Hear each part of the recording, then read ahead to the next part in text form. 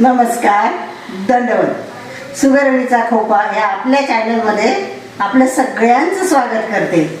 आता बनवूया खरडा. खरडा म्हणजे आमच्याकडे म्हणतात ठेचा, हिरव्या मिरचींचा. चला तर मग त्या मिरच्या आणि आपण तपलेल्या ताव्यावर टाकून घेऊ. तवा आधीच तपला आहे, म्हणजे तापला आहे. त्याच्यावर टाकू हिरव्या मिरच्या. ह्या चांगल्या भाजून घ्यायच्या आहेत. आता त्याच्यात तेल टाकते. तेल टाकल्यावर झटपट मिरच्या भाजून होतात.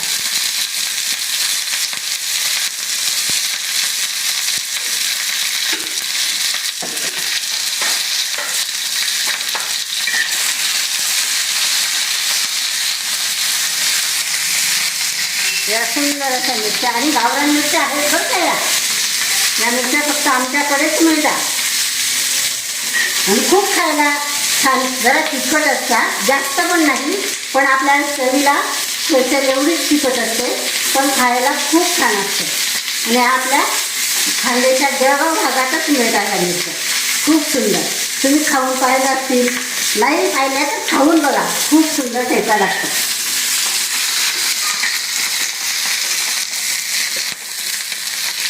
ही कोथिंबीर कट करून घेते मी. ठेच्याला जरा कोथिंबीर जाड असली तरी चालेल, ठेचली जाते ती. अशी हिरवीगार भरपूर कोथिंबीर घालणार आहे मी ठेच्यामध्ये. आणि चांगलीच भाजून झाली. आता हे शेंगदाणे टाकून घेते.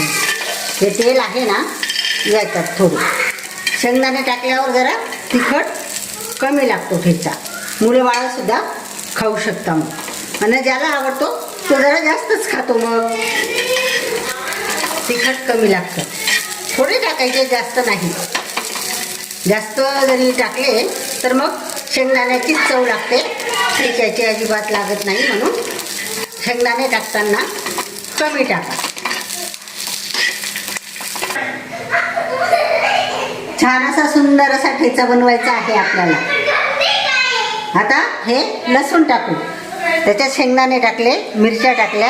आता टाकायचा भरपूर असा लसूण. एवढा लसूण टाकूनच द्यायचा ठेच्याला, तेव्हाच मजा येते. नाहीतरी थोडे 2-3 अशा पाकळ्या टाकल्यावर एवढी काही मजा येत नाही खायला. खूप सुंदर होतो. हे खूपच छान खमंग भाजले गेलं. गॅस बंद केला. आता हे ठेचून घेऊ आपण. आपल्याला जसं लागेल जाड बारीक तसं आपण त्या छोटंसं आपल्याकडे हा बत्ता आहे. देऊन आपण क्लिप.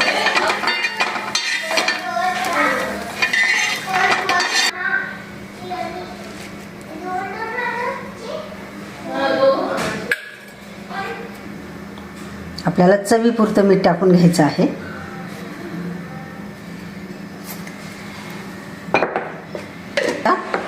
ठेचून घेऊ.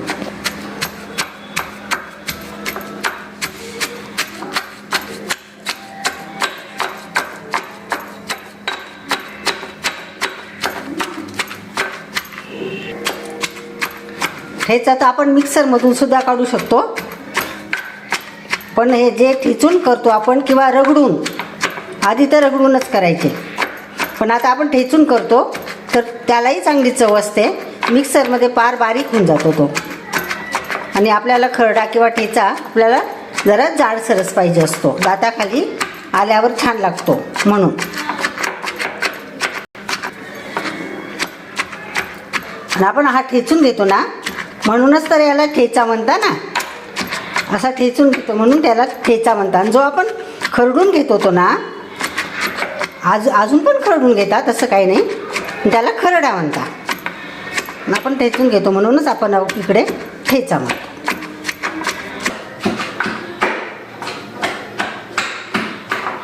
आपला ठेचा तयार झाला. आपला ठेचा. आणि या भाकरी पोळी सोबत किंवा वरण भातासोबत तोंडी लावायला खूपच छान लागतो. खूप. हे बघा किती सुंदर झाला ठेचा. आणि जर का तुम्हाला ठेचा आवडला असेल तर तुम्ही मला कमेंट बॉक्समध्ये कळवा कसा झाला ते. आणि तो आता आपण जी काही रेसिपी आहे केलेली तिच्याबद्दलही तुम्ही मला कमेंट बॉक्समध्ये सांगा. आणि तुम्हाला जर का आवडली असेल तर शेअर करा, सबस्क्राईब करा आणि लाईक करा. नमस्कार.